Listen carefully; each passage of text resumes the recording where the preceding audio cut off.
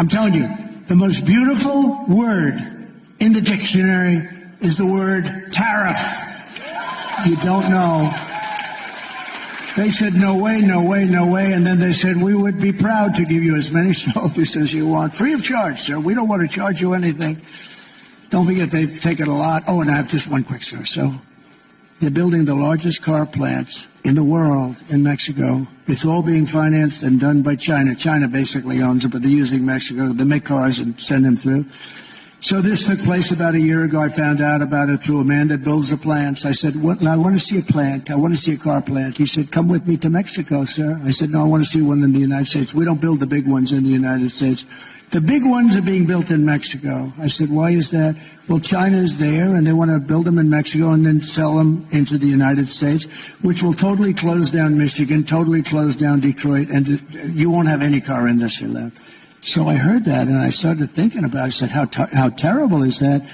And then about 3 months ago, as you know, I started saying, we're not going to allow it to happen. Then we're getting ready to start the biggest plant in the world, actually. I think 2 or 3 of them, but the biggest. They're getting ready to start. And the other day, I was in Detroit at the Detroit Economic Club making a speech on cars and bringing back the automobile industry. And I saw the man that builds the plants. I knew him a little bit. I brought him up. I said, I wanted to see you for a minute. Come here. What's happened to that plant? Sir, about 2 weeks ago, China decided to not build it because they think you're going to be elected president. And if you have to pay tariffs, if they have to pay tariffs, there's no way it can be successful.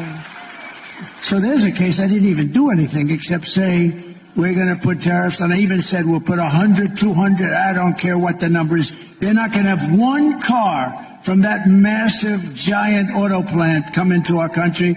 And I said that.